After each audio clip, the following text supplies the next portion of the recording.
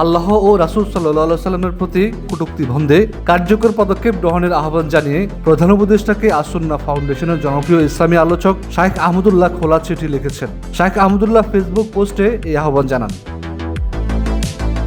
চিঠিতে শাইখ আহমদুল্লাহ লিখেন, আমি বাংলাদেশের একজন দায়িত্বশীল নাগরিক ও সাধারণ মুসলিম হিসাবে একটি গুরুত্বপূর্ণ বিষয় আপনার সুদৃষ্টি আকর্ষণ করছে। সম্প্রতি লক্ষ্য করা যাচ্ছে কিছু ব্যক্তি ও গোষ্ঠী পরিকল্পিতভাবে ইসলাম ধর্ম, মহান আল্লাহ ও তার প্রেরিত রাসূল সাল্লাল্লাহু সাল্লামের প্রতি কটূক্তি ও অবমাননাকর মন্তব্য করে চলেছে। একের পর এক এই ধরনের ঘটনা দেখে একে অত্যন্ত পরিকল্পিত, দুরভিসন্ধিমূলক, অসৎ উদ্দেশ্য প্রণোদিত এবং সাম্প্রদায়িক সম্প্রীতি বিনষ্টের মাধ্যমে অস্থিতিশীলতা সৃষ্টির অপচেষ্টা বলে মনে হচ্ছে। তিনি লিখেন, বিশেষভাবে পাঠ্যপুস্তক পরিমার্জন কমিটির একজন সদস্যের বিরুদ্ধে জনগণের ব্যাপক ক্ষোভ রয়েছে। পাঠ্যপুস্তক পরিমার্জনের ক্ষেত্রে তার বিতর্কিত ভূমিকা জনমনের সংশয়ের জন্ম দিয়েছে। সামাজিক যোগাযোগ মাধ্যমে তার সাম্প্রতিক আপত্তিকর ও উস্কানিমূলক ফেসবুক পোস্ট আগুনে ঘি ঢেলে দেয়।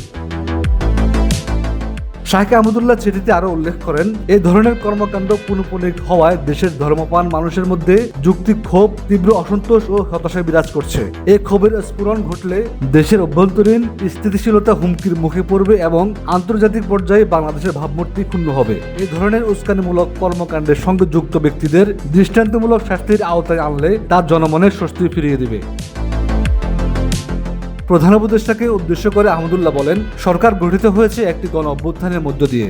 আবু সায়েদ সহ অভ্যুত্থানের শহীদদের অধিকাংশই ছিলেন ধার্মিক। ইসলাম ধর্মের সাম্যের বাণী তাদেরকে আন্দোলনের প্রেরণা জুগিয়েছে। এজন্য এই সরকারের প্রতি ধর্মপ্রাণ জনগণের প্রত্যাশা অনেক। আশা করি সরকার জনপ্রত্যাশার প্রতি শ্রদ্ধা প্রদর্শন করবে, মানুষের আকাঙ্ক্ষাগুলো বাস্তবায়নে সচেষ্ট হবে। সরকার এরকম পদক্ষেপ গ্রহণ করবে যা দেখে মানুষ সরকারের প্রতি আস্থা ধরে রাখতে পারবে। ডেস্ক নিউজ আজকাল।